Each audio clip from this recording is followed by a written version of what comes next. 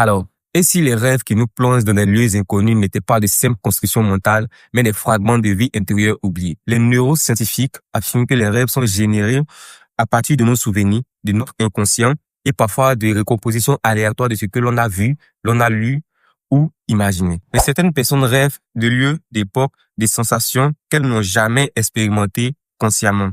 Du coup, là, l'hypothèse de vie intérieure fait surface.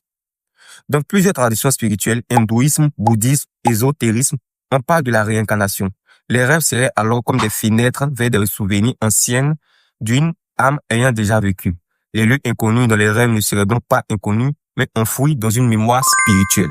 Dans l'inconscient collectif de Carl Jung, je ne sais pas si je prononce bien son nom, mais je vais l'écrire juste à côté là pour que vous puissiez voir de vous-même et vous allez lire. Pour voir si vous ne le lisez plus. Qu'est-ce que Carl Jung dit? Selon Carl Jung, il existe un inconscient collectif, une sorte de réservoir universel où résident les expériences, les symboles et les mémoires humaines partagées. Tes rêves pourraient venir de là. Révélant des choses que tu n'as jamais vécues personnellement, mais que d'autres ont vécues avant toi. Alors, si le cerveau ne peut rêver que de ce qu'il connaît, alors d'où viennent ces images de villes inconnues, ces images familières dont on n'a jamais vues, ces sentiments liés à des lieux jamais visités? Peut-être que le rêve n'est pas un simple jeu d'esprit, mais une passerelle vers des mémoires anciennes.